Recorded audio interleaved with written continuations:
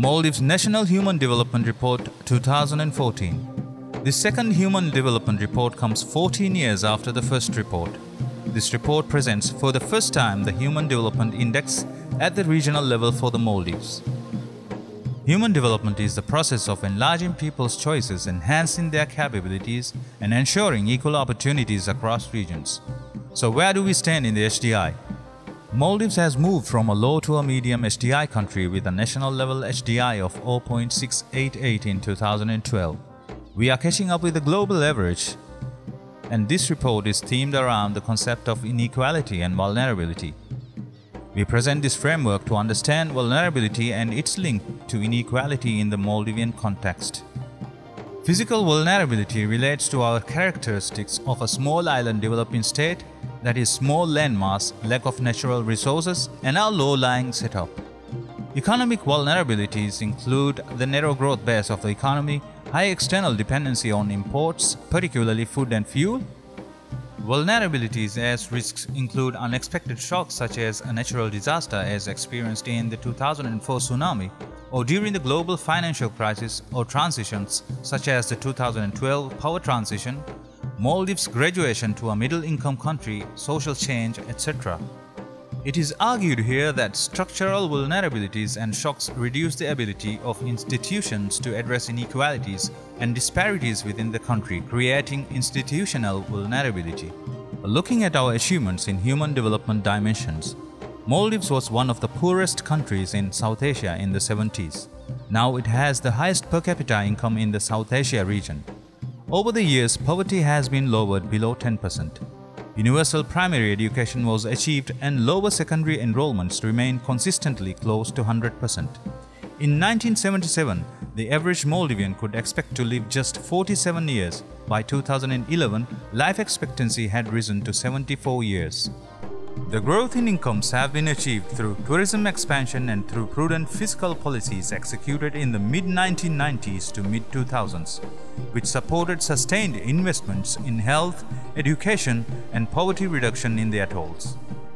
Achievements in health and education include high level of government spending in expanding schools and health facilities in the atolls, ensuring free and affordable services, and through ambitious targets such as attaining universal immunization and primary enrollment. Despite these achievements at the national level, differences are visible at the regional level. The HDI value for the capital Malé is at 0.734 compared with that of 0.627 for the atolls excluding the capital. A person living in the capital is likely to earn nearly twice as much as someone living in the atolls. Similarly, a person living in the capital will have 3 more years of schooling than a person living in any other part of the country. When looking at HDI at the regional level, top-performing regions include Region 4, Region 7 and Region 3. Underperformers were Region 6 and Region 2.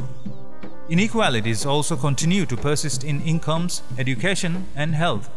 Income inequalities relate to tourism concentration in Malé region, more hotels in the area, emergence of an elite class in 2012, disconnect with local producers including small and medium businesses, unemployment and issues related to urbanization in Malé also pose risk to widen income inequalities.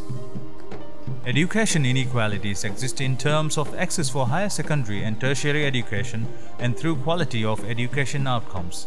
Health inequalities relate to access to quality care between Malé and atolls, nutrition status of the population between Malé and the atolls, while emerging health risks such as lifestyle-related diseases and that related to sexual behavior and climate change pose emerging problems for addressing the divide in healthcare.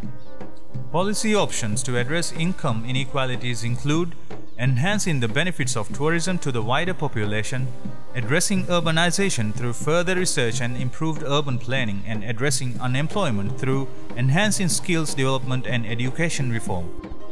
In education, we recommend to improve quality of schools through strengthening management and monitoring, taking the example of Sharafuddin School in Hitadu and exploring private sector participation in service provision. In health, we recommend to leverage innovative financing and technology, taking the case of telemedicine infrastructure in the country, improving governance and institutional capacity of health sector, and reorienting service delivery to address emerging risks.